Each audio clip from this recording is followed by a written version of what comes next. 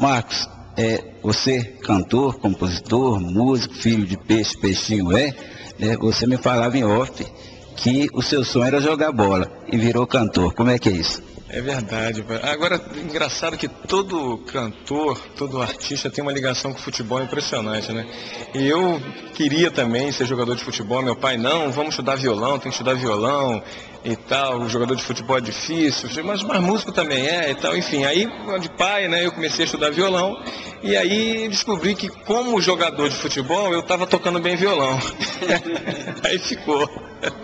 Essa ligação sua com seu pai é natural de um filho, de um pai, mas você fez uma homenagem ao Dia dos Pais, a gosto dos pais. Fala pra gente desse trabalho. Foi um show que eu montei em Niterói, junto à Prefeitura de Niterói, alguns anos atrás, e justamente homenageava os pais. Mas o curioso é porque esse show eu resolvi montar, porque eu fiquei com uma dor de consciência incrível, né? Porque no ano anterior àquele eu tinha montado um show em homenagem às mães. E foi um sucesso lá em Niterói. Depois eu fiquei pensando, poxa, eu só homenageei minha mãe, injusto, né? Acho que tem que homenagear os pais também. Aí acabamos fazendo um show a gosto dos pais. Na estrada da vida, desembarcam pessoas na vida da gente, não é isso? Vamos falar um pouquinho das parcerias, né? Nas composições, as parcerias, que é fundamental numa carreira, né? Eu tive, assim, vários amigos, já construí vários amigos durante esses anos todos, desde que eu gravei o primeiro disco em 99. Zélia Duncan, Zé Cabaleiro, Flávio Venturini, Sai Guarabira. Agora, mais recentemente, para o disco novo que eu já comecei a preparar, Zé Renato do Boca Livre e Chico César. E fora as pessoas que fizeram shows comigo, né? Talvez o maior deles, assim, em termos de significado para mim, tenha sido o Fagner, porque foi ele que me lançou num projeto no Rio de Janeiro, chamava Projeto Novo Canto, onde um artista conhecido apresentava um artista iniciante, e eu fiz esse projeto com ele. Depois repetimos o projeto em São Paulo e nos tornamos amigos até hoje. Então é um momento muito marcante, que eu inclusive lembro esse momento nos shows que faço até hoje, né? Tem um separo ali, tem um bloco no meio ali, onde a gente toca algumas coisas mais acústicas, e eu lembro 2 músicas, pelo menos, que cantamos nesses shows. Então, eu acho que as parcerias e amizades que você faz, no final, são o de mais importante que você constrói, né? Vamos falar de um projeto também importante que você participou, Balaio do Sampaio. Balaio do Sampaio. Balaio do Sampaio foi o primeiro projeto que, na verdade, que eu participei. Não tinha nem disco gravado ainda. Eu tinha acabado de iniciar minha carreira com um programa de rádio, que eu tinha feito no Rio de Janeiro, primeira vez que eu tinha ido no rádio. E aí eu conheci um compositor em Niterói chamado Sérgio Castro, que me apresentou ao Sérgio Natureza, o poeta, que estava montando um projeto em homenagem ao Sérgio Sampaio. São 3 Sérgios, né? Então, a homenagem ao falecido Sérgio Sampaio, e onde participariam grandes nomes da MPB e também figuras novas no mercado, né? Zé Cabaleiro estava iniciando na época, então ele me convidou para participar de um show em homenagem ao Sérgio Sampaio, só cantando música de Sérgio Sampaio. E eu participei do lado de Zé Ramalho, Lenine, Jardim Macalé, Luiz Melodia, Elba Ramalho, com nomes novos até então, naquele momento. O Zé Cabaleiro era um que estava iniciando, as pessoas quase não conheciam o Zeca ainda. E foi um show assim, muito legal, foi no Teatro Rival do Rio de Janeiro, super lotado, virou um disco depois, e foi a primeira vez que eu cantei para um público maior, assim, foi uma música só, mas foi a primeira vez que eu apareci assim, de uma forma mais abrangente, né? Justamente quando eu estava começando a minha carreira, e daí surgiu a amizade com o Sérgio Natureza, que veio a produzir o meu primeiro disco, e que foi quem me apresentou a toda essa gama de artistas que eu citei aqui, inclusive o Fagner. Então, deixa eu só voltar lá no início da carreira.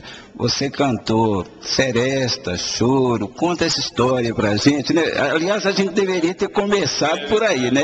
Mas de qualquer maneira, conta pra gente como é que foi isso. O meu pai era seresteiro, né? Tocava violão de 7 cordas, era muito amigo de Zequete, João Nogueira, Adelaide Quioso, e essas pessoas frequentavam a minha casa.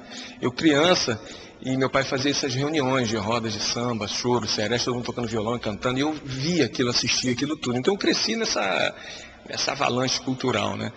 E aí quando eu comecei a cantar por hobby, né? Ali naquela, ele aí ia estudar violão, ele começou a me levar para participar das rodas de samba e choro, né? Que não só aconteciam ali no quintal de casa, mas como também na casa dos amigos dele.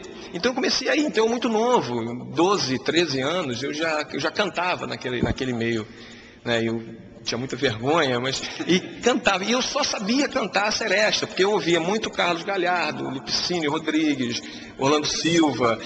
Não só ouvia ali com eles, como ouvia em casa os discos também. Então ninguém entendia nada. Quando eu tinha meus amigos de escola e de barzinho, de saída, né? Mais adolescente, 15, 16 anos, a gente ia para os bares e sempre tinha um violão, todo mundo tocava um violão. E quando chegava na minha vez de tocar, eu não sabia tocar nada da época. Por exemplo, Barão Vermelho surgindo, né? Legião Urbana, eu não sabia absolutamente nada, eu só sabia tocar Lupicínio, e eu ficava com vergonha daquilo. Então a seresta, para mim, foi a maior escola. Eu toquei na noite algum tempo, que é a grande escola dos músicos, né? Mas no meu caso exclusivo, a seresta foi o meu maior aprendizado, que eu aprendi muito ali com aquele pessoal me assistindo, e eu assistindo e vendo, e cantando e tocando com eles, eu aprendi muito ali. E também ouvindo todos aqueles discos que eu tenho até hoje, discos de 78 rotações, né? Que hoje eu ainda tenho uma vitrola lá que toca isso tudo, porque eram acervos do meu pai, da minha mãe, do meu avô, que tinha muita coisa, tudo de Vila Lobos. Então, com certeza, a seresta é muito viva em mim. Acho que algumas músicas minhas, ou talvez a maioria delas, tenham um significado, tem uma veia seresteira, ou na letra, ou na melodia, ou na maneira de cantar, ou na maneira de tocar o violão. Esse disco atual que chama Quintais, isso se reflete bastante nele, em algumas canções, uma música que chama Castiçais, por exemplo, que o nome já remete a coisa antiga, e tem uma linha melódica que remete às serestas que eu tanto ouvia. Então a seresta, eu acho que foi o ponto de partida para mim. Se não fosse a seresta, eu acho que eu não estava aqui. Para a gente encerrar desse novo trabalho seu. É um disco que se chama Quintais, e é o primeiro disco que eu faço, é o meu quarto de carreira, mas é o primeiro disco praticamente autoral.